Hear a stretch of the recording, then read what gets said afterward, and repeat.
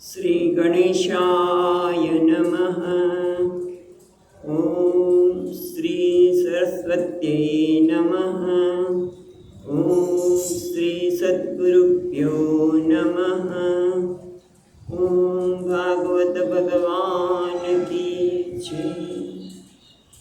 नमः श्री परमहंस स्वादित चरणकमलचिन्मकरन्दाय भक्तजनमानस निवासाय श्रीरामचन्द्राय वागीसायस्य वदने लक्ष्मी यस्य च वक्षसि यस्यास्ति हृदये संवित् तं नृसिंहमहं भजे। सच्चिदानन्दरूपाय विश्वोत्पत्त्यादिहेतवे तापत्रयविनाशाय श्रीकृष्णाय वयं नमः।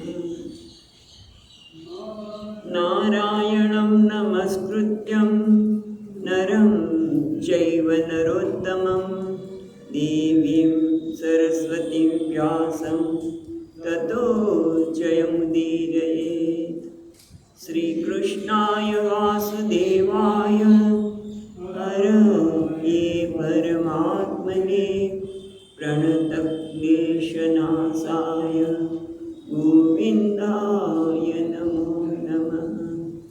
यं प्रवचन्तमनुपेत्य पेतकृत्यं वैपायनो विहरकातर आजुहाव पुत्रेति तन्मयतया तरवोऽभिनेन्दुः तं सर्वभूतहृदयं मुनिमानतोऽस्मि।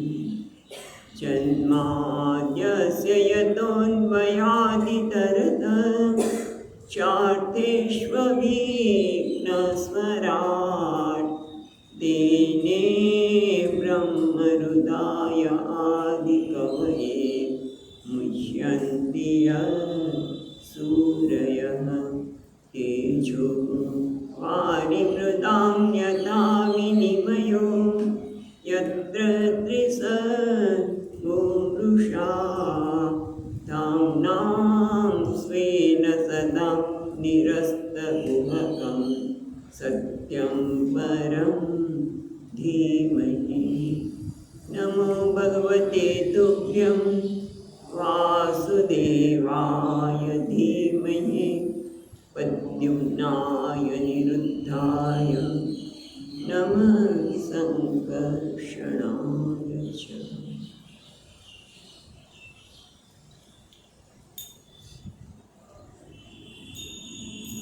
ॐ नमो भगवते वासुदेवाय। ॐ भगवते वासुदेवाय। ॐ नमो भगवते वासुदेवाय। नमो भगवते वासुदेवाय। ॐ नमो भगवते वासुदेवाय। ॐ नमो भगवते वासुदेवाय। ॐ नमो भगवते वासुदेवाय। ॐ नमो भगवते वासुदेवाय हरि वासुदेवाय देवाय हरि वासुदेवाय वासुदेवाय हरि वासुदेवाय वासुदेवाय हरि वासुदेवाय।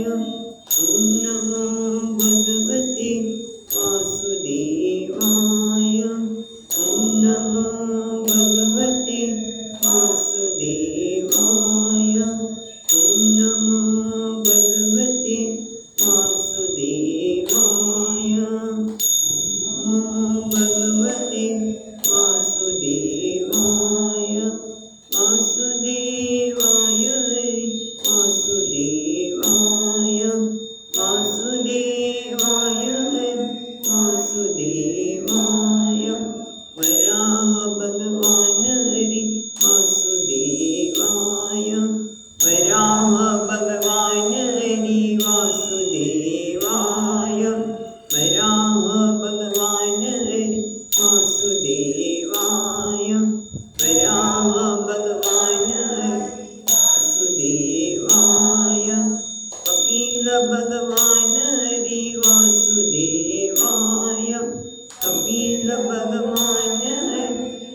વાસુદેવાય કપિલ ભગવાન વાસુદેવાય કપિલ ભગવાન વાસુદેવાય વાસુદેવાય વાસુદેવાય વાય હરે વાસુદેવાય ઓમ નમો ભગવતે વાસુદેવાય ઓમ નમો ભગવતે વાસુદેવાય ઓમ નમો ભગવતે વાસુદેવાય ઓમ નમો ભગવતે વાસુદેવાય વાસુદેવાય હરે વાસુદેવાય વાસુદેવાય હરે વાસુદેવાય વાસુદેવાય હરે વાસુદેવાય વાસુદેવાય હરે વાસુદેવાય વરાહ ભગવાન હરે વાસુદેવાય વરાહ ભગવાન હરે વાસુદેવાય કપિલ ભગવાન હરે વાસુદેવાય કપિલ ભગવાન હરે વાસુદેવાય વાસુદેવાય હરે વાસુદેવાય વાસુદેવાય હરે વાસુદેવાય વાસુદેવાય હરે વાસુદેવાય વાસુદેવાય હરે વાસુદેવાય ઓમ નમો ભગવતે વાસુદેવાય ઓમ નમો ભગવતે વાસુદેવાય ઓમ નમો ભગવતે વાસુદેવાય ઓમ નમો ભગવતે વાસુદેવાય ઓમ નમો ભગવતે વાસુદેવાય ઓમ નમો ભગવતે વાસુદેવાય.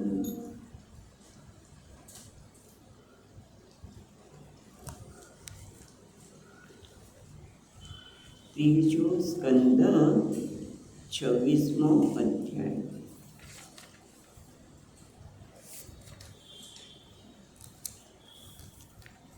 અને ગઈકાલે આપણે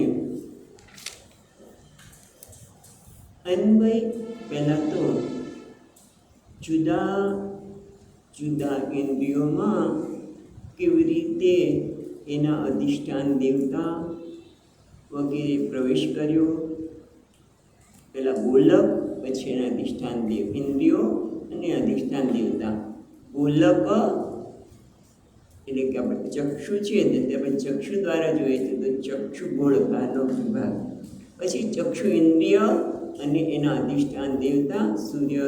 એવી રીતે બધા જ જુદા જુદા દેવતા. કર્ણના અહીંયા વાયુ કયો છે, કેટલીક જગ્યાએ અશ્વિની કુમાર કયો. એટલે આ બધા દેવતાના પ્રવેશ પછી આપણે એ પણ જોયું નાડી અને હૃદયના જુદા સ્થાનમાં મન, અહંકાર, ચિત્ત વગેરેને પ્રવેશ કર્યા પછી અન્વય અને વ્યતિરેક દ્વારા આપણને ક્ષેત્રજ્ઞનું મહત્વ બતાવ્યું કે પરમાત્માના અનુગ્રહ વગર કોઈ પણ દેવતા કંઈ કરવા શક્તિમાન નથી. અને એ આપણને 62ના શ્લોકથી શરૂ કરીને 70 શ્લોક સુધી ગઈકાલે જોયું. તો એ પ્રમાણે આપણે જોયું કે શું જોયું તો કે જે વિરાટ પુરુષ છે એ વિરાટ પુરુષને ઉઠાડવા માટે કોઈ શક્તિમાન થઈ શકતું નથી. કેવી રીતે તો કે અગ્નિ છે એ અગ્નિએ વાણી સાથે મુખમાં પ્રવેશ કર્યો. જ્યારે ઉત્પત્તિની વાત જોઈએ ત્યારે મુખ, વાણી અને અગ્નિ. પહેલાં મુખ ગોળક, પછી એમાં વાણી ઇન્દ્રિય અને એના દેવતા અગ્નિ. અહીંયા આ રીતે આપ્યું કે અગ્નિ એ વાણી અને સાથે મુખમાં પ્રવેશ કર્યો છતાં વિરાટ પુરુષ ઊભા થયા નહીં.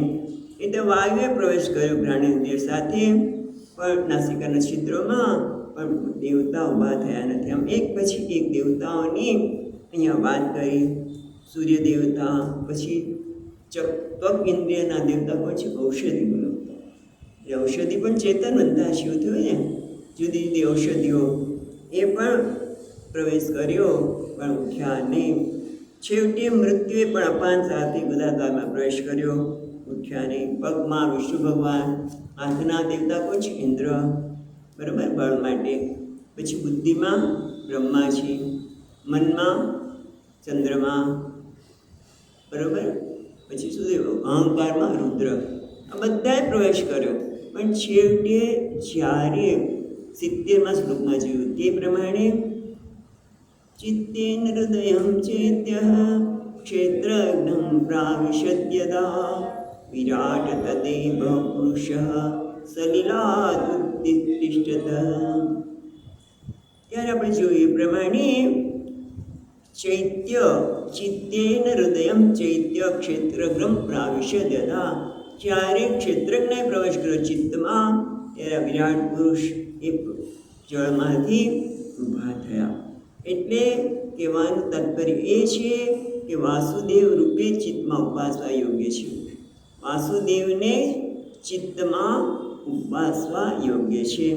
અને એ જ વસ્તુ આપણને દ્રષ્ટાંત સાથે સમજાવે છે કે ખરેખર ક્ષેત્રજ્ઞ કહો, વાસુદેવ કહો, એ પરમાત્મા જ જીવનમાં પ્રાપ્ત કરવા યોગ્ય છે.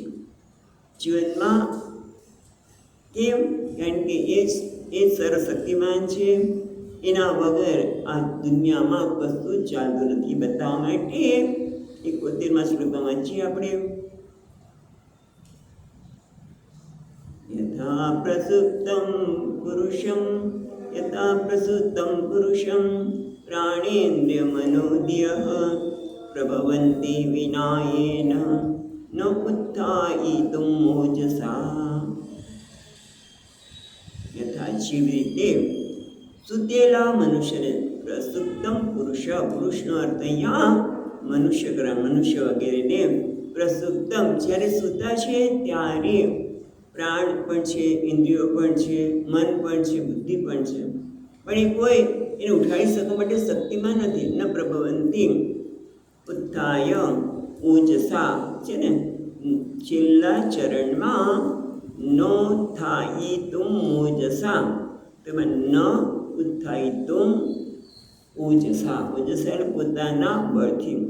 સ્વસ્ય બલેહી એટલે બધા પ્રાણ, ઇન્દ્રિય, મન, બુદ્ધિ એ પોતાના બળથી એને ઉઠાડવા માટે ન પ્રભવંતી એ શક્તિમાન બનતા નથી. તો કોણ શક્તિમાન બને છે? એ 72મા શ્લોકમાં વાત કરે છે.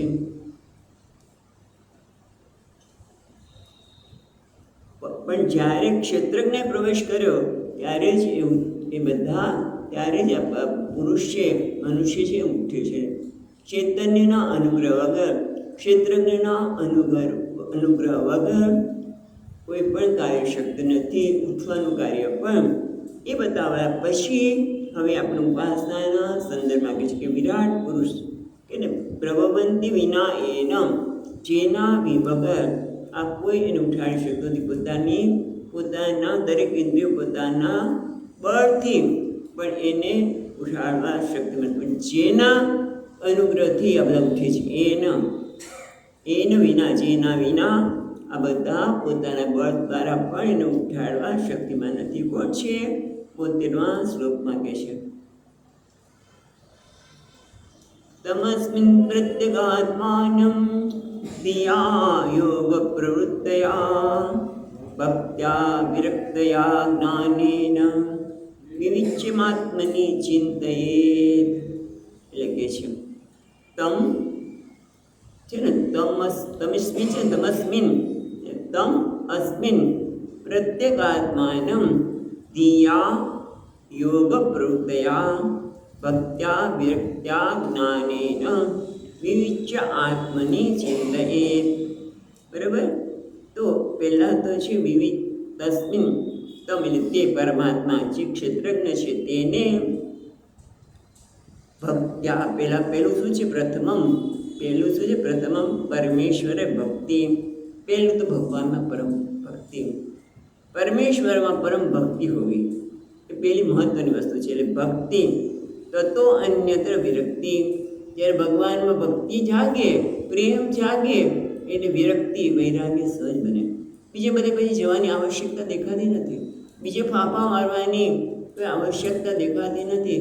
કદાચ પોતે ગૃહસ્થાશ્રમમાં હોય કે જ્યાં હોય ત્યાં એને થોડો ઘણો જે વ્યવહાર કરવો આવશ્યક છે એ વ્યવહાર કરે છે, પણ ત્યાં પણ એને આસક્તિ તો નથી, વૈરાગ્ય છે. વિરક્તિ તત્વો યોગ પ્રવૃત્તિયા. ક્યાં છે યોગ્ય પ્રવૃત્તિ શબ્દ? યોગ પ્રવૃત્તિયા. બીજા ચરણમાં દિયા યોગ પ્રવૃત્તિયા એટલે યોગ પ્રવૃત્તિયા દેહી. દેહનો અર્થ એમ ચિત્ત કરશું.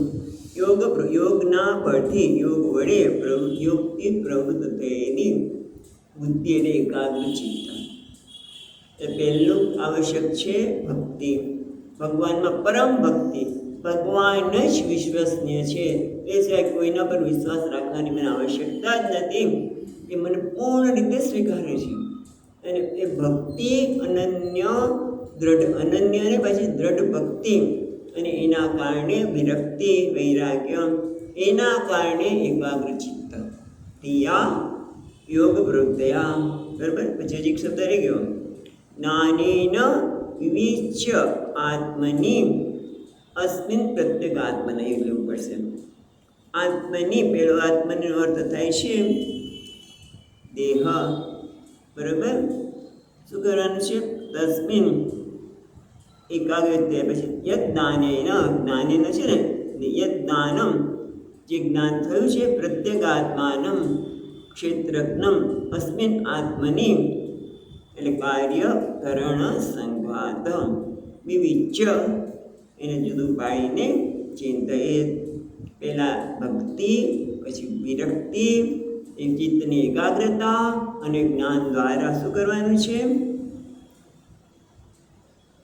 પ્રત્યેગાત્માનમ એટલે ક્ષેત્રજ્ઞ. પ્રત્યેગાત્મા કો અને ક્ષેત્રજ્ઞ કેમ? ભગવદ્ ગીતામાં કહ્યું છે, ક્ષેત્રજ્ઞમ ચાપી મામ વિદ્ધિ સર્વ ક્ષેત્રેષુ ભારત. કયા અધ્યાયમાં છે? 13માં. એટલે પ્રત્યેગાત્માનો અર્થ અહીંયા કર્યો ક્ષેત્રજ્ઞમ, કારણ કે આગળ આ ક્ષેત્રજ્ઞ શબ્દ વાપરાયો છે. ક્ષેત્રજ્ઞના પ્રવેશથી જ વિરાટ પુરુષ બને. એટલે ક્ષેત્રજ્ઞનો વિવેક કરે. પ્રત્યેગાત્માને એટલે ક્ષેત્રજ્ઞમ. પછી શું છે? અસ્મિન આત્મની એટલે અસ્મિન ઉપર છે, નીચે આત્મની. એટલે આ આત્મા એટલે અહીંયા દેહ, કાર્યકરણ સંઘાતને વિવિચ્યને જુદું પાડો. આત્માને જ આ દેહ કાર્યકરણ સંઘાત ઉપાધિથી જુદું જો. આ બધું દ્રશ્ય છે, હું દ્રષ્ટા છું, હું પ્રત્યેગાત્મા છું, હું ક્ષેત્રજ્ઞ છું, અને આ બધા પ્રકૃતિના બનેલા છે, હું પ્રકૃતિનો સ્વામી છું. આવી રીતે આગળ થોડી ચિંતન આવી ગયું છે, અને હવે પછી પણ આ ચિંતન આપણને પછીના અધ્યાયમાં બતાવશે. પણ અહીંયા તો શું કહે છે? જ્ઞાન એન, જે જ્ઞાન ભગવાને આ કપિલ ભગવાન થોડુંક તો અહીંયા આપી દીધું. પ્રકૃતિ અને પુરુષનો વિવેક, જે પ્રકૃતિ કરતાં પુરુષ અલગ છે, અસંગ છે, સાક્ષી છે, એ રીતે એને વિવિચ્ય એને જુદું પાડીને વિવિચ્ય આત્મની ચિંતાએ. ફરીવાર શબ્દ આત્મની દેહમાં જ એનું ચિંતન કરવું. ચિંતન કરવા માટે ક્યાંય જવાની આવશ્યકતા નથી. આત્મની ચિંતાએ પોતાના દેહમાં જ આ પ્રકારે ચિંતન કરવું. ચિંતન ક્યારે શક્ય બને? કારણ કે ચિંતન તો કરવા બેઠા હોય, પણ ચિત્તની એકાગ્રતા ન હોય તો હું પૂર્ણ છું ને તરત જ મન બીજે જતું રહે. કારણ કે તરત કંઈક અવાજ આવે, પણ કોણ આવ્યું છે, એનું કામ બાકી છે, આમ કરવાનું છે, પેલાને આમ કહેવાનું છે વગેરે યાદ આવે. પણ જ્યારે ચિત્તની એકાગ્રતા હોય તો એનું થાય. અને એકાગ્રતા ક્યારે આવે? વૈરાગ્ય હોય તો. વૈરાગ્ય ન હોય, ઘણી બધી જગ્યાએ આસક્તિ હોય, છોકરામાં અને પતિમાં અને ઘરમાં ક્યાંક તો ચિંતન કરતી વખતે ભલે આસક્તિ અને પ્રેમમાં ફેર છે. આસક્તિની વાત કરે છે, પ્રેમની વાત નથી કરતા. પ્રેમ માટે ના નથી પડતા. એ પરમાત્મામાં માટે વૈરાગ્ય જોઈએ, એટલે આસક્તિનો ભાવ. અને એના માટે ક્યારે બને કે ક્યાંક આસક્તિ હોય. ક્યાં આસક્તિ હોય? ભગવાનમાં. એને કે પ્રેમ.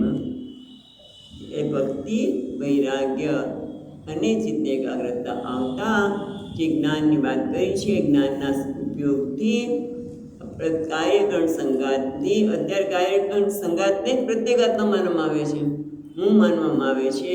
એમાંથી જ્ઞાન દ્વારા વિવિચ્ય એને જુદું પાડવા માટે આ રીતે તમે ચિંતિત આ પ્રકારે એમાં તમે ચિંતન કરો. કપિલ ભગવાન આને કહે છે અને આપણે પણ કહે છે. એટલે આ રીતે આ અધ્યાયમાં આપણે સર્જનની પ્રક્રિયા પણ જોઈએ અને સાથે તેમણે અહીંયા એવું પણ કહ્યું કે આ 14 લોકનો જે વિસ્તાર છે એ હરિનું જ રૂપ છે, હરિથી કંઈ જુદું છે જ નહીં. અને એ બ્રહ્માંડમાંથી કેવી રીતે આ જગત ઉત્પન્ન થયું, ઇન્દ્રિયો ઉત્પન્ન થઈ, એના ગોળક ઉત્પન્ન થઈ, બધી જ વિસ્તારથી વાત કરી. 24 તત્વની વાત કરી. પ્રધાન એટલે 24 તત્વ અને કેટલાક એને 25 તત્વ એટલે કે કાળને પણ આ મળે છે. બધી જ વિસ્તારથી વાત કરી. અને છેવટે ભક્તિ, વૈરાગ્ય, એકાગ્ર ચિત્તથી આ જ્ઞાન દ્વારા જે અત્યારે બી ભેગા થઈ ગયા છે. જેમ આપણે કહીએ ને કે ખાંડની અંદર પેલા સફેદ કાંકરા હોય, કારણ કે ઘઉંમાં કાંકરા હોય તો ઘઉંમાં કાંકરા તરત જુદા દેખાય, એ આપણે તરત સાફ કરી શકીએ. એમના માટે બહુ વિવેકની જરૂર પડે નહીં. વાતો કરતાં કરતાં બહેનો આરામથી ઘઉં વીણી નાખે, છતાંય કાંકરો ન જાય, કારણ કે સ્પષ્ટ દેખાય છે ઘઉંનો. પણ એ જ વસ્તુ જ્યારે ખાંડમાં એવા સફેદ ઘણા લોકો પથ્થર નાખે છે, તો એના માટે વિવેક છે, એને બરાબર વિવેકથી એને જુદું પાડવું પડે. એવી રીતે અહીંયા આત્મા અને અનાત્મા, કાર્યકરણ સંવાદ અને આત્મા બંને ભેગા થઈ ગયા છે. એટલે આ રીતે ખાંડ અને પથ્થરને કહો અથવા તો મુંજા ઘાસની પણ વાત દ્રષ્ટાંત આપવામાં આવે છે. બહુ જ કુશળતાથી એ ડાંગર કાઢવાની હોય, બહુ કુશળતા જેટલી શ્રાવણ મહિનો આવ્યો છે, આખા ચોખા ચડાવે છે, ડાંગર ચડાવે છે, તો બહુ ધ્યાન રાખવું પડે. અહીંયા પણ વિવિચ્ય ચિંતિત આ રીતે જુદા પાડીને તમારા હૃદયમાં, તમારા શરીરમાં, દેહમાં જ એનું ચિંતન કરો. એટલે આ રીતે અહીંયા આ અધ્યાય પૂર્ણ થાય છે. સંકલ્પ વાક્ય છે એ પણ વાંચીએ. ઇતિ શ્રીમદ્ ભાગવતે મહાપુરાણે પારમહંસ્યામ સંહિતાયામ તૃતીય સ્કંદે ષડ્વિંશોધ્યાય. કૃષ્ણાર્પણમસ્તુ. આ રીતે ભાગવત, શ્રીમદ્ ભાગવત જે મહાપુરાણ છે, જે પરમહંસની સંહિતા છે, એવા ત્રીજા સ્કંદના 26મો અધ્યાય એ અહીંયા સમાપ્ત થયો. કેટલા 72 શ્લોક નીકળ્યા ને. 26મા અધ્યાયનું નામ પણ આપણે યાદ કરી લઈએ કે બધા તત્વની ઉત્પત્તિનું વર્ણન આમાં થયું. હવે 27મા અધ્યાયમાં પ્રવેશ કરી ભગવાનનો યાદ કરતા શ્રી કૃષ્ણ. તો આ 27મા અધ્યાયમાં પુરુષ અને પ્રકૃતિના વિવેકથી મોક્ષની પ્રાપ્તિ એનું વર્ણન કરવામાં આવશે. વિવેક જ્ઞાનથી જ મોક્ષ સિદ્ધ થાય છે. તે માટે શુદ્ધ સ્વરૂપવાળા પુરુષનો પ્રકૃતિના અવિવેકને કારણે જ એ સંસાર છે એ આપણને પહેલાં 3 શ્લોકમાં કહેશે અને પછી કેવી રીતે વિવેક કરવો એ પણ કહે છે. તો હવે આ 27મા અધ્યાયનો પહેલો શ્લોક. શ્રી ભગવાન વાચ પ્રકૃતિસ્થોપી પુરુષો નાચ્યતે પ્રાકૃતિર્ગુણૈઃ અવિકારાદ કર્તૃત્વાદ નિર્ગુણત્વાદ ચલાર્કવત. એટલે કહે છે પ્રકૃતિસ્થોપી પુરુષ ન આચ્યતે પ્રકૃતૈઃ ગુણૈઃ અવિકારાદ, પછી અકર્તૃત્વાદ, નિર્ગુણત્વાદ જલ અર્કવત. બરાબર? એટલે હવે શું કહે? જલ અર્કવત. પહેલાં એ શબ્દ લઈએ તો જળમાં દેખાતું સૂર્યનું પ્રતિબિંબ, એ સૂર્યનું જે પ્રતિબિંબ છે એ જળની શીતળતાને સ્પર્શતી નથી, એને ભીંજવતું નથી, અને કદાચ વાયુથી એ જળ હલે તો એ સૂર્ય હલતો નથી. પ્રતિબિંબની વાત જુદી છે, પણ સૂર્યની વાત છે. જલ અર્કવત, જેમ જળમાં પ્રતિબિંબ થયેલું સૂર્ય જળની આર્દ્રતા, શીતળતા વગેરે ગુણોથી લેપાયમાન થતો નથી. એ ભીંજાઈ નથી જતો સૂર્ય, બરાબર, કે એ હાલક ડોલક અલોકંપન એ બધું એનામાં થતું નથી. એ જ રીતે પ્રકૃતિ સ્થોપી પુરુષ ન આજ્યતે, એ રીતે પ્રકૃતિ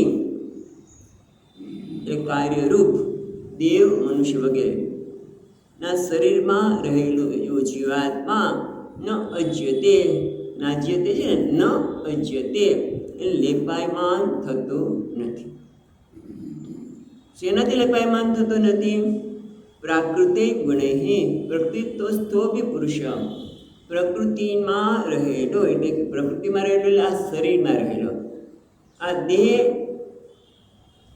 ની અંદર એટલે કાર્યક્રમ સંગાતમાં આ દેહ એટલે આ સ્થૂળ શરીર, સૂક્ષ્મ શરીર બંનેમાં રહેલો, કાર્યક્રમમાં રહેલો જે પુરુષ છે એ પ્રકૃતિ ગુણે, પ્રકૃતિના ગુણથી, એટલે પ્રકૃતિના ગુણ કયા છે? સત્વ, રજસ ને તમસ. અને એનું કાર્ય શું થાય? સત્વ હોય તો જ્ઞાન, રજોગુણ હોય તો દુઃખ અને સુખ બધું આવે. એટલે ટૂંકમાં પ્રકૃતિના દ્વારા ઉત્પન્ન થનાર સુખ, દુઃખ કે પાપ પુણ્ય વગેરેથી એ લેપાયમાન થતું નથી. કેમ?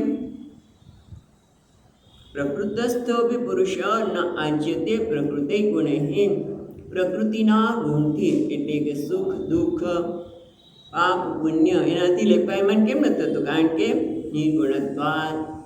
કારણ કે કેવો છે? નિર્ગુણ. નિર્ગુણ કેમ છે? તો અકર્તૃત્વાદ, અવિકારત્વાદ. એ છે પહેલેથી સમજી તો અવિકારી, એના વિકાર જ નથી. વિકાર કંઈક પરિવર્તન, વિકાર એટલે પરિવર્તન. પરિવર્તન આવે તો આપણે શું કહીએ કે વિકાર, એ વસ્તુ બદલાય. જેમ આ શરીર છે તો પહેલાં તો તમે જે અત્યારે કેવા લાગતા હતા, બહુ સરસ લાગતા હતા, હવે તમારી ઉંમર થઈ ગઈ દેખાય છે. એટલે શું? વિકાર આવ્યો, દેહમાં વિકાર આવ્યો. મનમાં પણ વિચાર બદલાતા હોય એટલે વિકાર કહેવાય. પણ આ કેવો છે? આત્મા, પુરુષ જે છે એને પુરુષ કહો, આત્મા કહીએ, એ કેવો છે? અવિકારી. આ બહુ સુંદર ચિંતન કરવા જેવું છે. ભલે નામ જપ કરીએ પણ સાથે સાથે આ પણ ચિંતન કરીએ કે અવિકારી હું કોણ છું? પુરુષ. આ શરીરમાં રહેલો પુરુષ એટલે હું, એ આત્મા એ કેવો છે? અવિકારી.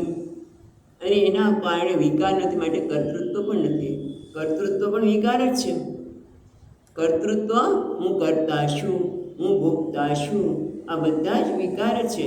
એ બધું શક્ય નથી. એટલે મને કહે છે અવિકારત્વાદ, અવિકારી હોવાને તે એ કેવો છે? અકર્તૃત્વાદ, એ કરતા નથી.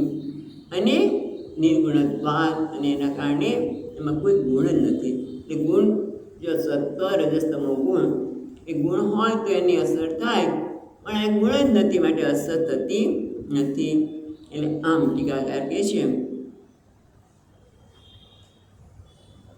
ઓકે, અહીંયા તો ટીકાકાર આખું બધું જ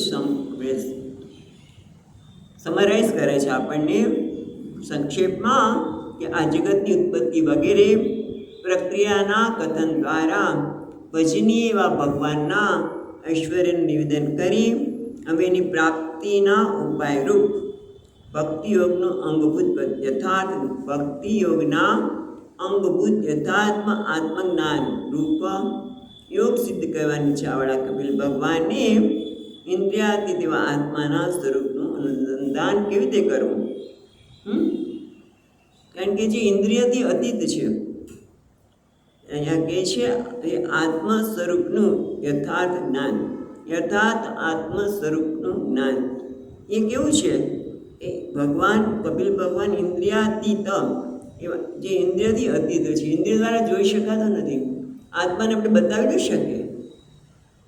હું ને બતાવો, ચાલો હું છું ને, હું તો જેને હું કહું છું તો શરીર છે, જેનું મને જ્ઞાન છે, તો એ પણ હોય નહીં. મન પણ હું નથી. એટલે જે ઇન્દ્રિયથી અતીત છે એવા આત્માનું સ્વરૂપનું અનુસંધાન કેવી રીતે કરવું, એના નિવારણ માટે આપણને હવે કે છે કે એ આત્મા કેવો છે કે પ્રકૃતિના સંસર્ગથી થયેલા જાગૃતાદી અવસ્થારૂપ સંસારિક પ્રવૃત્તિમાં કર્તૃત્વ સુખ દુઃખ રહેલું છે, જે આત્મામાં નથી. એ ચર્ચાને આપ્યું. પછી જેમ કે છે જળમાં રહેલા સૂર્યમંડળના કિરણો જેમ વસ્તુત જળના ધર્મથી આક્રાંત થતા નથી, પવનથી જળનું કંપન થાય ત્યારે સૂર્ય કંપે છે એવું ખાલી કહેવામાં આવ્યું છે, પણ ખરેખર કંપિત થતું નથી. અને પછી ટીકાકાર મને એવ મનુષ્યાણામ બંધનમ કારણ મોક્ષયો, જે શાસ્ત્રનું વચન છે એના દ્વારા આગળ આપણે કહેશે. એટલે ટૂંકમાં જે ઉત્પન્ન થાય છે, જેનો જન્મ છે એમાં વિકાર છે. શરીરનો જન્મ છે તો વિકાર છે, પરંતુ જે ઉત્પન્ન થતું નથી પણ ઉત્પન્ન થવાનું અનુભવે છે, ઉત્પન્ન થતું નથી પણ જે ઉત્પન્ન થયું છે અને અનુભવ કરે છે એ ક્યારેય ઉત્પન્ન થતો નથી, એના વિકારનો અભાવ છે. હવે આગળ પાછું એવી રીતે ચિંતન કરવું એ બીજા શ્લોકમાં કહે છે. બીજો શ્લોક વાંચીએ. સ એષ અર્હિ પ્રકૃતેઃ ગુણેષ્વભિવિષજ્યતે અહં ક્રિયા વિમૂઢાત્મા કર્તાસ્મિત્યભિમન્યતે. એટલે કે છે સ એષ અર્હિ, અર્હિ એટલે યદા જ્યારે, પ્રકૃતે ગુણેષુ અભિસજ્યતે, પ્રકૃતે ગુણેશ્વ છે ને ગુણેશુ અભિસજ્યતે, અભિસજ્યતે એટલે કે અભિત સજ્યતે વિસજ્યતે એટલે આસક્ત થાય છે ત્યારે. અહં ક્રિયા વિમૂઢાત્મા કર્તા અસ્મિ ઇતિ મન્યતે. આમ જોવા જઈએ તો હવે આપણે બતાવે છે કે આત્મા તો તમે કહો કરતા છે, પણ અમને તો કરતા લાગે છે. તો કર્તૃત્વ ખોટું છે, કારણ કે હું કરું છું, મને આમ થયું, મને પહેલાં આમ કહ્યું. કરતા માનું છું ત્યારે સમજાય છે ને કે હું કરતા છું, મેં આટલું સુંદર કામ કર્યું, છતાં લોકો મને મારી વાહવા નથી કરતા, કારણ કે હું કરતા છું અને એટલા માટે મારું અપમાન થયું, મારું માન થયું, બધું મને અનુભવાય છે ને. અને તમે કહી શકો છો કે અકર્તા છે, કેવી રીતે કહી શકાય? તો કે એના માટે આપણને આ શ્લોક માંગે છે સ એષ, તે આ એટલે કોણ? જે દોષ રહિત, જે શુદ્ધ છે. આગળના શ્લોકમાં કહ્યું એ જ વસ્તુ સ એષ એટલે આ જે દોષ રહિત શુદ્ધ, અને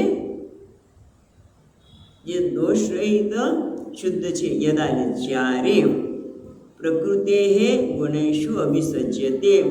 પણ એ પહેલાં બીજી લીટીનું ન જોઈએ તો અહં ક્રિયા વિમૂઢાત્મા કર્તા અસ્મિ ઇતિ અભિમન્યતે. જ્યારે આ નિર્દોષ દોષ રહિત આત્મા અહં ક્રિયા એટલે અહંકાર, પણ પ્રકૃતિ ગુણેશમાં બંને આવી જાય, પ્રકૃતિના ગુણથી એટલે અહં ક્રિયા દેહાદૌ આત્માભિમાન ક્રિયતે. અહં ક્રિયા એટલે અહંકાર કરે છે. ક્યાં અહંકાર કરે છે? તો કે દેહ વગેરેમાં હું છું એવો અહંકાર કરે છે. અને પછી શું કરે છે? આ દેહને હું માને છે. એટલે પ્રકૃતે ગુણેશુ અભિસજ્યતે. અને પ્રકૃતિના ગુણ એટલે અહીંયા કહે છે શબ્દાદિ વિષયેશુ, શબ્દ વગેરે જગતના પદાર્થો, શબ્દ રૂપ રસ ગંધ, બરાબર. શબ્દ પછી શું આવે? સ્પર્શ. કેમ કેવી રીતે યાદ કરશો? હમણાં આગળ જોઈ શકીએ ને કે આકાશનો ગુણ શું છે? શબ્દ, વાયુનો સ્પર્શ, જળનો રસ, બરાબર. પછી અગ્નિનો રૂપ અને પૃથ્વીનો ગંધ, એના બધા વિષયો જ્યારે અભિસજ્યતે એમાં આસક્ત બને છે. વિષયનો અનુભવ કરવો, પ્રકૃતિના વિષયો, એમાં કોઈ વાંધો નથી, વિરોધ નથી. પણ જ્યારે અવિસજ્યતે પણ એ વિષયનું જ્યારે અનુસંધાન કરે છે એમાં આસક્ત થઈ જાય છે. પછી તેમ કે આ વસ્તુ મારી જ છે, અથવા તો એ મને આમ જોઈએ જ, આ ગંધ છે, મને અમુક જ પ્રકારનું પરફ્યુમ ગમે છે, એ પણ શું છે ગંધ, અથવા તો અમુક ગંધ મને ગમે નહીં. આ બધું છે એમાં આસક્ત થઈ જાય છે. અને પછી શું થાય છે? અહમ ક્રિયા એટલે આ દેહ વગેરેમાં અહંકાર કરીને વિમૂઢાત્મા કરતા અસ્મિતિ અભિમન્યતે, પ્રકૃતિના ગુણમાં આસક્ત થઈને અને સાથે સાથે દેહ વગેરેમાં હું એવું ભાવ, અહમ ક્રિયા હું કરું છું, આ મારું છે એટલે વિમૂઢ આત્મા, એ આત્માનું જ્ઞાનમાંથી વિમૂઢ છે. અને એના કારણે કરતા અસ્મિતિ અભિમન્યતે, પોતાને હું કરતા છું એવું માને છે. ભલે એ કીધું ને આગળ પેલો શ્લોક બહુ સુંદર છે. શું કીધું? પ્રકૃતિ સ્થોભી પુરુષ, પ્રકૃતિમાં રહેલો પુરુષ પરમાત્મા કેવો છે? અકર્તા છે, પણ છતાં અત્યારે હું કરતા છું એવું માનું છું. તો કેમ કા માને છે? કારણ કે પ્રકૃતિના ગુણમાં આસક્ત થઈ જાય છે અને સાથે સાથે આ દેહ, મન, બુદ્ધિ, ઇન્દ્રિયો અને હું માનવા લાગે છે.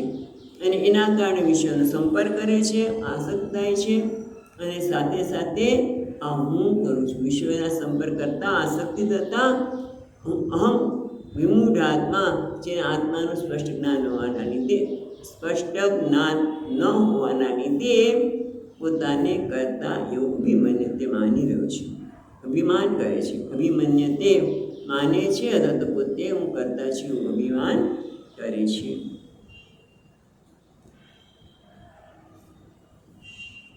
એને કરે એમાં શું વાંધો છે? કરતા છે તો કરતા છે, હું કરતા છું એમાં વાંધો શું તમને?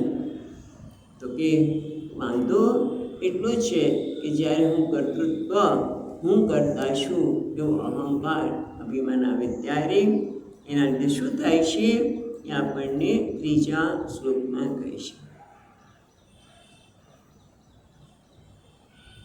તેન સંસાર પદવીમ અવશોભ્યેત્ય નિવૃત્તઃ પ્રાસંગિક કર્મ દોષૈઃ સદસદ્મિશ્રયોનિષુ. એટલે તેને એટલે કર્તૃત્વ અભિમાનેન, તેના વડે એટલે શું? અત્યારે આગળ શું વાત આવી આપણે? કર્તૃત્વ અભિમાન. એટલે તેને કર્તૃત્વ અભિમાનેન પ્રાસંગિકૈઃ કર્મ દોષૈઃ સદસદ મિશ્રયોનિષુ સંસાર પદ્મિમ અવશ્યઃ અપ્યતિ અનિવૃત્તઃ. અનિવૃત્ત એટલે આપણે જોઈએ છીએ, પહેલાં તો જોઈએ તેને એટલે કર્તૃત્વ, જેને અભિમાન છે તેવા માટે દ્વારા પ્રાસંગિક, ક્યાં શબ્દ છે? બીજી રીતિમાં પહેલો શબ્દ પ્રાસંગિકૈઃ એ દેહાદિકૃતૈઃ, પ્રાસંગિકી દેહ વગેરે દ્વારા કરવામાં આવેલા કર્મ દોષ, જે દેહ વગેરે દ્વારા જે કર્મ થયા છે તે, એના દ્વારા થયેલા કર્મના દોષ. દોષ એટલે શું? તો કે સુખ, દુઃખ, પાપ, પુણ્ય, આ બધાને પોતાના માને છે. સુખ દુઃખ વગેરે બધા માને છે. કેમ? તેનો સંસાર પદ્મિમ અવશ્ય અભ્યેતિ અનિવૃત્ત. અનિવૃત્ત એટલે શું? સુખમ અલભ્યમાનમ. એ આ કર્તૃત્વ અભિમાનના લીધે દેહ વગેરે દ્વારા કરવામાં આવેલા કર્મના દોષોને પોતાના માનવા લાગે છે. કેમ? અને પાછા એ સુખ દુઃખ પુણ્ય પાપ જે દોષ છે એ કેવા છે? અનિવૃત્ત. કારણ કે સુખ પ્રાપ્તિ નથી, તે અનિવૃત્ત એટલે જે નિવૃત્ત થયું નથી. શું નિવૃત્ત થયું નથી? સુખ વગેરે નિવૃત્તિ થઈ નથી, એટલે ટૂંકમાં અલમ ભાવ નથી આવ્યો, એટલે અલભ્ય માનમ. અને એટલા માટે એને મેળવવા માટે સદ અસદ મિશ્ર યોનિષુ, સદ અસદ મિશ્ર દેવ, સદ એટલે દેવ, અસદ તિર્યંગ, મિશ્ર એટલે સ્વામીજી કે આપણે બધા કહેવાય છે મનુષ્ય એટલે મિશ્રા, એ મિશ્રાટક છે ને, મિશ્ર પાપ અને પુણ્યના મિશ્રણ એવા સંસાર પદ્ય, એટલે સંસારની પદ્ય એટલે સંસારમાં જે જન્મ મરણ એવા સંસારમાં અભ્યેતી એ ભટકે છે.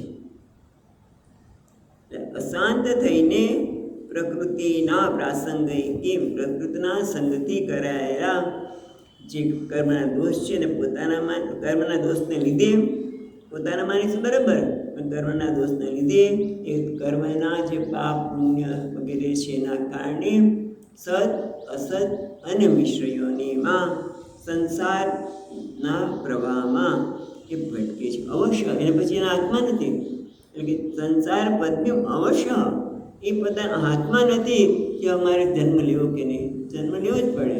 સંસાર એટલે શું? જન્મ એટલે કે સંસાર એટલે જન્માદિ, જન્મ મરણ વગેરે એને કહેવામાં છે સંસાર. એના પ્રવાહમાં એ ભટકે છે, પ્રવાહનો માર્ગને પામે છે, ભટકે છે.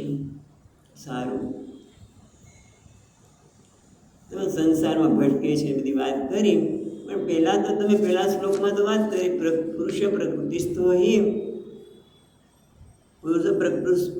પુરુષસ્થોપી પ્રકૃતિસ્થોપી પુરુષ, એ પુરુષ પ્રકૃતિમાં રહેલો હોય છે તો અકર્તા છે, એટલે ટૂંકમાં આ બધું મિથ્યા છે, વાસ્તવિક નથી. જો વાસ્તવિક નથી, જો મિથ્યા છે તો પછી આ સંસાર આવ્યો ક્યાંથી?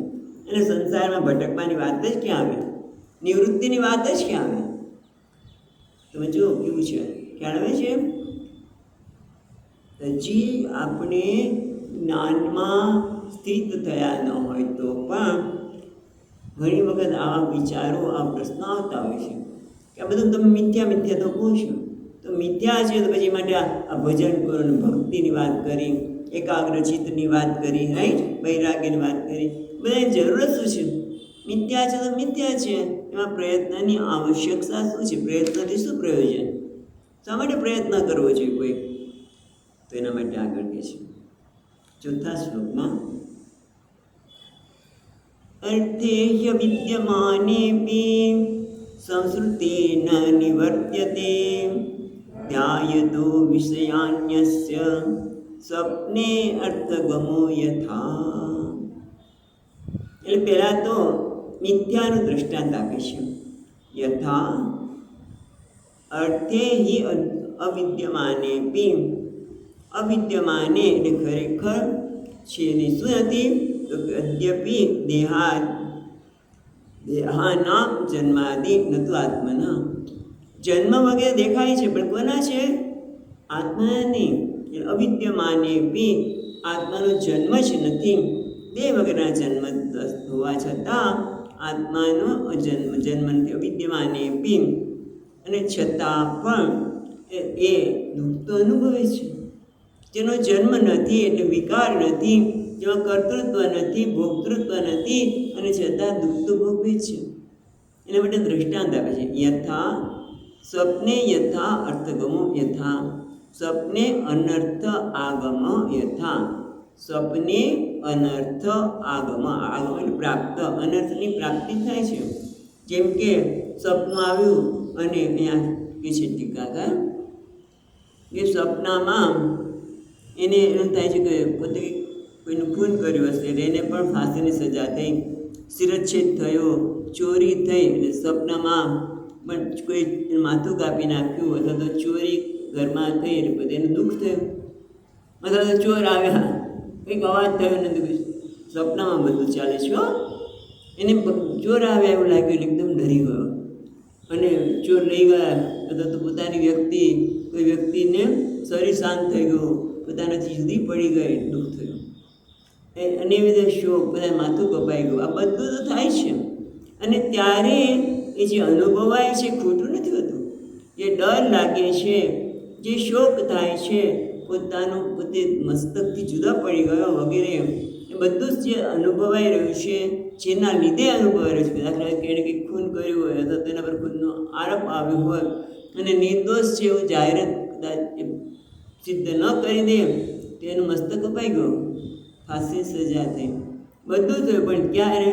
આ બધા અનર્થ તો છે, પણ સ્વપ્નમાં જેવા જાગે અનર્થ રહેતા નથી.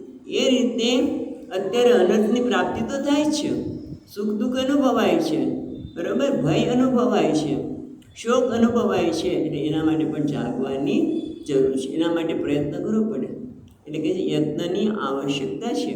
એટલે અર્થે અવિદ્યમાને બી સંસ્કૃતિ ન નિવર્તતે, છતાં સંસ્કૃતિ એટલે સંસારની નિવૃત્તિ થતી નથી. કેમ? ધ્યાયતો વિષયાન અસ્ય, અસ્ય એટલે આ એટલે જે જીવાત્મા છે એ વિષયાન ધ્યાયત, આ જગતના પદાર્થનું, વિષયાન જગતના પદાર્થનું, સુખ દુઃખનું એ બધાનું ધ્યાન કરવાના લીધે સંસ્કૃતિ ન વિદ્યતે, ભલે અવિદ્યમાને બી, ભલે સંસાર આત્મામાં નથી, આત્મા સંસારી નથી, અવિદ્યમાને બી, જ્યાં સુધી એ વિષયનું ધ્યાન કરે છે ત્યારે. કયો શ્લોક યાદ આવે છે ગીતાનો?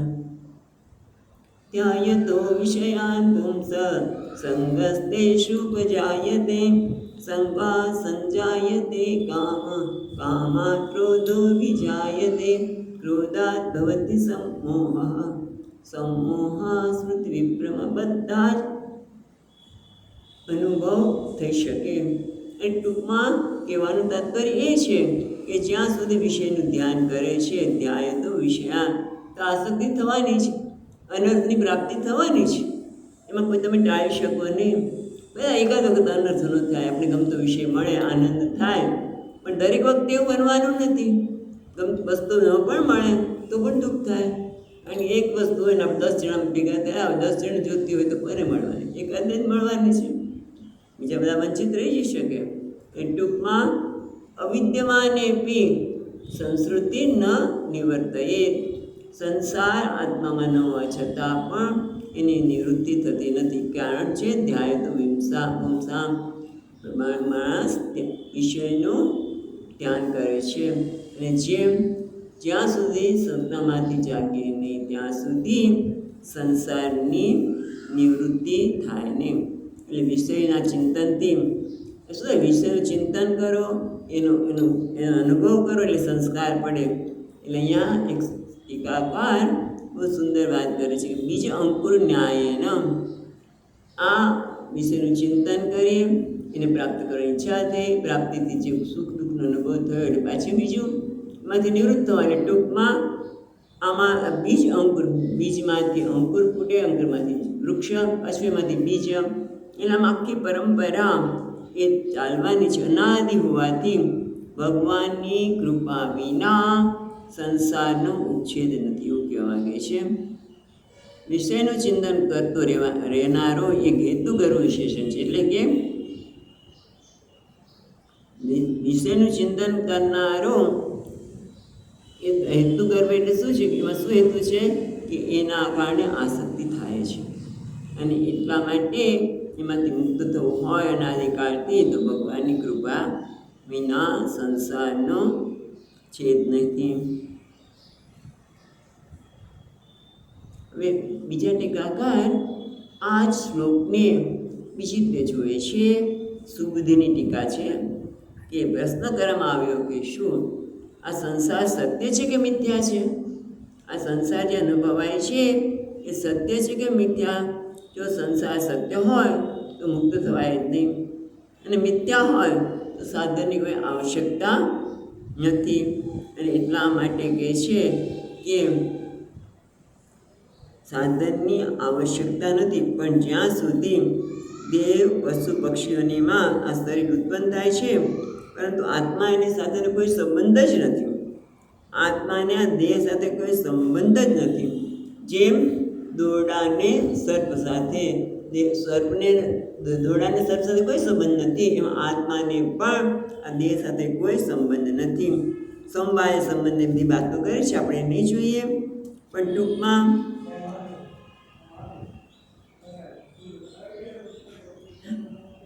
એટલી બધી મુશ્કેલી પડે છે આપણે. બંનેનું એકસાથે નિરૂપણ પણ થાય એમ નથી. બંનેને આત્મા અને દેહનો સંબંધ સમવાય પણ નથી, એ સાથે હોય. અને એટલું પણ સ્વામી, આ કેવો સંબંધ છે? સ્વામી અને ભૃત્ય બંને સાથે કઈ રીતે જઈ શકે? અને છતાં અધ્યાસના કારણે આધ્યાસિક સંબંધ છે. મોહનો સંબંધ છે, જૂઠો છે. આથી સંસાર મિથ્યારૂપ તો છે જ, છતાં પણ નિવૃત્ત થતો નથી. ખરેખર મિથ્યારૂપ હોવા છતાં પણ એ પીડા કરે છે. અને કેવી રીતે થાય? બસ એક જ કહ્યું કે મિથ્યા સંસાર પીડા ન થવી જોઈએ, પણ પીડા થવાનું મૂળ કારણ એક જ છે કે વિષય, સંસારના જે વિષયો છે તેને ભોગ્ય રૂપે સતત, વિષયો કંઈ વાંધો નથી, પણ અહીંયા સરસ એક શબ્દ વાપર્યો, એને ભોગ્ય રૂપે ચિંતન કરે છે. વિષયનું ચિંતન કરો કે આ વિષયના સંદર્ભનો વિચાર કરો કંઈ વાંધો નથી, પણ એને ભોગ્ય છે, એ મને આનંદનું, મારા માટે આનંદનું કારણ છે, મારી સલામતીનું કારણ છે. એટલે ભોગ્ય રૂપે જે ચિંતન છે, જે ભોગવવાની વાસના હોય ત્યારે વાસ્તવમાં કે નથી, તે સંસાર પણ પીડા આપી શકે છે. મિથ્યા હોવા છતાં પણ પીડા આપી શકે છે. જેમ સ્વપ્ન મિથ્યા છે છતાં પણ સ્વપ્નમાં જે અનુભવવાની વાત કરી, એના કારણે કોઈ માર્યું, કોઈ અપમાન કર્યું, કોઈ એના મસ્તકને છેદી પણ નાખ્યું, એ બધું જ પીડા થાય છે. છતાં પણ જાગતા પહેલાં એ દૂર થતું નથી. એમાં સંસાર દૂર કરવા માટે પ્રયત્ન કરવો જોઈએ, એવું અહીંયા સિદ્ધ થાય છે. તો કઈ રીતે પ્રયત્ન કરવો? તો આપણને 5મા શ્લોકમાં કહે છે,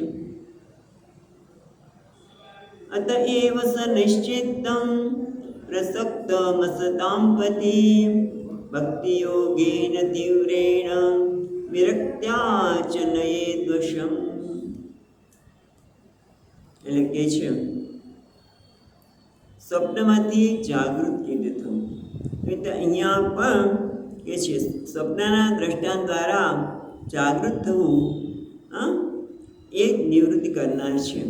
એમ જે નિશ્ચય કર્યો એક તો કે છે કેવી રીતે જાગૃત થવું, એની આકાંક્ષામાં કે છે વેદનો નિશ્ચય. અતઃ એવ શનૈ ચિત્તમ પ્રસક્તમ અસતામ પથિ. એ જે પ્રસક્ત છે ને, પ્રસક્તમ અસતામ પથિ ભક્તિ યોગેન તીવ્રેણ વિરક્ત્યા ચ નયેદ વસમ. કેવી શનૈ, ચિત્તને તમારા એકાગ્ર કરો, અંતર્મુખ બનાવો. એટલે અહીંયા કહે છે વેદોનો નિશ્ચય છે કે અંતર્મુખ ચિત્તમાં જાગૃતિ થાય. જે માણસ સૂઈ ગયો છે એને સ્વપ્નમાં છે, સ્વપ્નનો અનુભવ કર્યો છે, પણ જાગે ત્યારે એમાં અહીંયા જાગૃત થવા માટે શું કરવું જોઈએ? તો વેદમાં કહે છે ચિત્તને અંતર્મુખ બનાવો. ક્યાં એવું કીધું છે ભાઈ તમે? તો કે છે કઠોપનિષદમાં, કશ્ચિત ધીર પ્રત્યેગાત્માનમ એક્ષત આવૃત ચક્ષુ અમૃતત્વમ ઈચ્છા. જેને અમૃત તત્વની ઈચ્છા હોય એવા કોક વિરલો છે જે આવૃત ચક્ષુ એટલે કે પોતાના મનને, અંતરાત્માને અંતર્મુખ કરીને એ પરમાત્માને જોવે છે. આ સ્તુતિનું વચન છે. એ ટૂંકમાં સંસારથી પાછું વાળું ચિત્ત જ આત્મગામી બને છે એમ નિશ્ચિત થાય છે. અને એટલા માટે અહીંયા કહે છે અતઃ એવ શનૈ ચિત્તમ પ્રસક્તમ અસતામ પતિ. અસતામ એટલે ઇન્દ્રિયાણામ, પતિ એટલે માર્ગે, પતિ એટલે ઇન્દ્રિયોના વિષયમાં જઈ રહેલું. પ્રસક્તામ અસતામ પતિ શનૈ ચિત્તમ, એ ધીમે ધીમે એને પાછું વળે. અનાદિકાળના અહીંયા કહે છે એટલે બધા સંસ્કાર થઈ ગયા છે, આસક્ત થયું છે, એટલે ચિત્તને પાછું લાવવું તરત જ શક્ય નથી. પણ ધીમે ધીમે શત્રુને મારી નાખ્યા, આમ કરી નાખ્યું, મનને મિત્ર બનાવીને શનૈ ઉપર અમે ભગવાનના ગીતામાં કહ્યું શનૈ ખૂબ ધીરજપૂર્વક એને મિત્ર કરીને ધીમે ધીમે એને મનને અંતર બનાવો. એના માટે શું કરવું જોઈએ? ભક્તિ યોગેન તીવ્રેણ વિરક્ત્યા ચ નયેદ વસમ. તીવ્ર ભક્તિયોગ દ્વારા, ભક્તિયોગ આમ પછી હમણાં બતાવશે કે કર્મ જે કરીએ એ ભગવાનને માટે કર્મ કરીએ, કર્મમાં આનંદ મેળવીએ, કર્મફળમાં નહીં. કર્મફળ તો ભગવાન આપવાનું જ છે, અને એના કર્મફળ આપવામાં જે નિયમો છે એમાં કોઈ બાંધછોડ નથી. મેં જે કર્મ કર્યું છે એ પ્રકારનું ફળ મળવાનું છે. આ જન્મમાં પણ નહીં, આગળના જન્મના કર્મને પણ નોંધ લેવામાં આવે છે. એટલે ટૂંકમાં ભક્તિ યોગ એટલે કે જેને કર્મમાં જ રસ છે, મારા ભગવાન માટે કર્મ કરવું, કર્મફળ તો એ આપવાનો જ છે અને જે આપશે મારા માટે પ્રસાદ છે. અને એ સિવાય પણ ઈશ્વર સ્મરણ, એનું ચિંતન, આ બધું જ ભક્તિયોગમાં આવી ગયું. તીવ્ર ભક્તિયોગ એનમ, તીવ્ર ભક્તિયોગ દ્વારા અને ભક્તિયોગ અને વિરક્તિ, આ બંને ભગવાનની પ્રીતિ અને વિષયમાં, ભગવાનમાં તીવ્ર, ભગવાનમાં પ્રીતિ અને વિષયોમાં પ્રીતિનો અભાવ, આ બંનેની આવશ્યકતા છે. એટલે ભક્તિયોગેન તીવ્રેણ વિરક્ત્યાચ નયદ્વસમ, અને એ રીતે નયદ્વસમ કોને? મનને, ચિત્તને તમારા વશમાં કરો. પણ એના માટે ધૈર્યથી અને સાથે સાથે ભક્તિ, તીવ્ર ભક્તિયોગથી અને વૈરાગ્યથી મન ઉપર વિજય મેળવો. ટૂંકમાં મન ઉપર વિજય મેળવવામાં આવે ત્યારે સર્વ ઉપર વિજય પ્રાપ્ત થાય. એટલે આ નિશ્ચિત કરીને મનોવિજયનો હવે ઉપાય જણાવશે. પહેલાં આપણે એમ કીધું કે ભક્તિ યોગે ને તીવ્ર વૈરાગ્ય એમ, પણ સાથે સાથે એના માટે મનનો વિજય કેવી રીતે બતાવે છે કે ભક્તિ યોગને તીવ્ર વૈરાગ્ય દ્વારા. અને હવે આ રીતે મન જે પ્રાપ્ત થયું છે તેને જ્ઞાન દ્વારા કે મોક્ષની પ્રાપ્તિ કેવી રીતે કરવી એ હવે પછીના 6 શ્લોકમાં બતાવે છે. એ આપણે કાલે જોઈશું.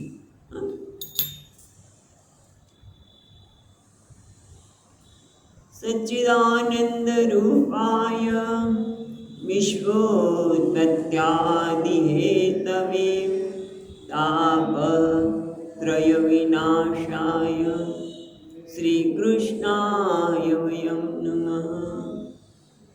યં પ્રવચन्तમનુપેત્ય અપેતકૃત્યં વૈપાયનો વિહરકાતર આજુહાવ.